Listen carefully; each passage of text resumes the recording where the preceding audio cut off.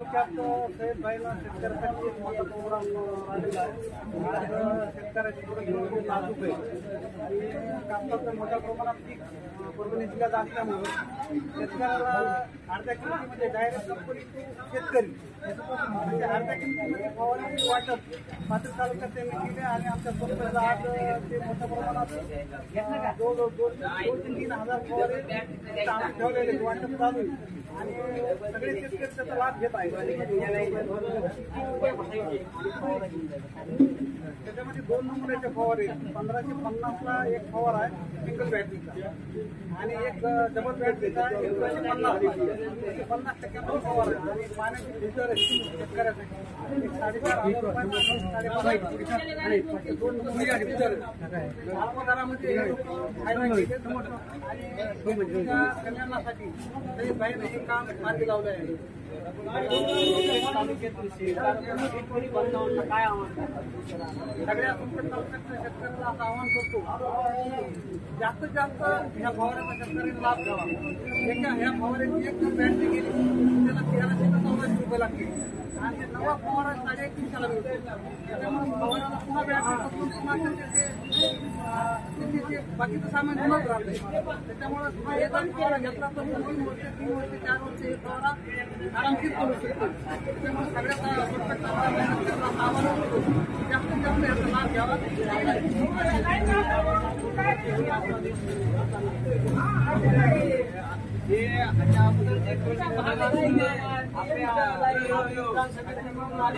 झाले होते आता ते म्हणजे त्यांना लोकांनी काँग्रेस की आता भाजपकडे गेले त्यांच्याकडून काय असे कामं झालेले काय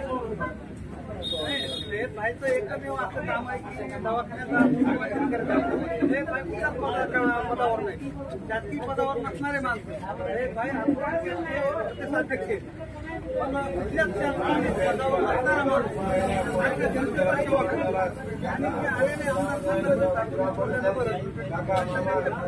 काय करते त्याला माहिती पण आमचं काम सईद भैया खान हे गरिबीतून आलेला एक नेता आहे.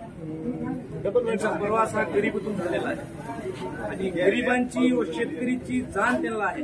त्याच्यामुळे गरिबांचे काय अडचणी असते किंवा एखाद्या शेतकरीचे काय अडचणी असतात त्या ह्या गोष्टींची त्यांना जाणीव आहे. त्याच्यामुळे माझ्या शेतकरी बांधवांना शेतकरी बांधवांना अशा पद्धतीने अडचणी कशी सोडता येईल या उद्देशाने काम करत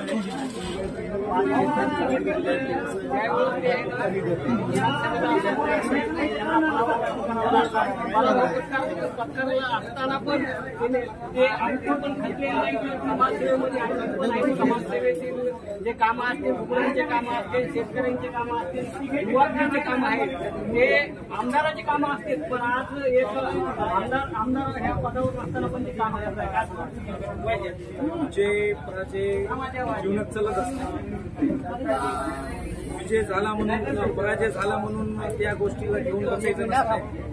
तसंच माझे नेते सईद भैया खान आपला पराभव झालाय म्हणून बसून गेलेले नाहीत. त्याच स्फूर्तीनं जनतेची ते सेवा करत असतात. सेवा करायलेत.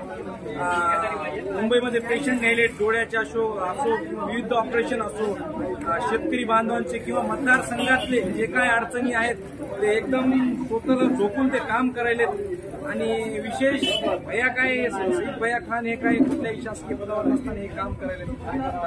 जे झालेले त्यांचा वेगळा विषय राजा झालेले त्यांचा वेगळा आपापल्या याची पद्धत असते काम करायची.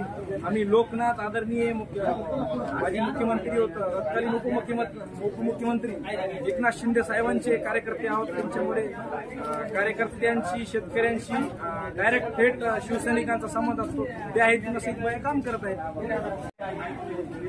पाथरी विधानसभा काय असं होती काही मतांनी पराभव झाला आणखी आपल्याला खात्यात दिसत नाही त्यांचे समाजसेवेचे काम चालू काय सांगतात?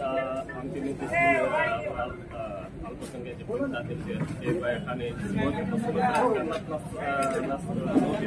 त्यांचा समाजसेवेचा आणि समाजसेवा करत करत सर्व लोकांनी त्यांना सांगितलं की बाबा साहेब तुम्ही आमदार झाले पाहिजे आणि तुम्ही आमदार होऊन मतदारसंघामध्ये जे काही प्रश्न आहेत शेतकऱ्याचे प्रश्न आहेत आणि विकासाचे बरेच प्रश्न आहेत विकासाचे प्रश्न सोडवण्यासाठी तुम्ही आमदार होणं गरजेचं आहे आणि सर्व कार्यकर्त्यांच्या म्हणण्यानुसार त्यांनी विधानसभेची निवडणूक लढवली आणि निवडणूक लढून काही मतांनी त्यांचा पराभव झाला आणि पराभव होऊन ते कधीच खचले नाही. त्यांनी सर्वांना उत्साह देत सांगितलं की एक हार से कोई फकीर नाही होता कोई सिकंदर नाही होता त्या मानेप्रमाणे त्यांनी ज्या दिवशी कळले त्या सर्वसामान्यांच्या लोकांसाठी काम सुरू केलं. आता त्यांनी आरोग्य सेवेमध्ये खूप मोठं त्यांनी काम सुरू केलं आहे. सर्वसामान्यांचे जे आजार असतील त्यांचे ऑपरेशन करून काढणे आणि दुसरी गोष्ट त्यांनी एक विचार केला की बाबा हे काम करत असताना किंवा शेतकरी परिस्थिती आहे त्यांनी म्हणून त्यांनी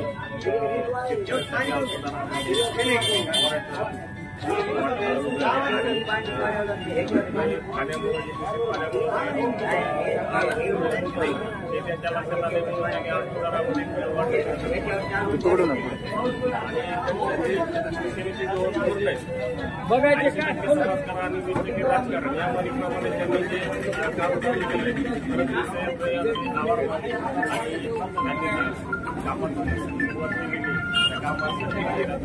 बोल ना आणि निश्चित राजकीय मोठी आहे सर्वसामान्यांसाठी लढणारे नेते आणि सर्वसामान्य विचार करण्याची तयार होईल म्हणून लोकांमध्ये मोठी येणाऱ्या काळामध्ये आता सोनपेठ नगर परिषद ग्रामपंचायत तर सईद भैयाची काय भूमिका सईद भैयाची भूमिका लोकांची भूमिका आहे की सईद भैयानं सार्वजनिक आले लोकांना काम होतं लोकांना मदत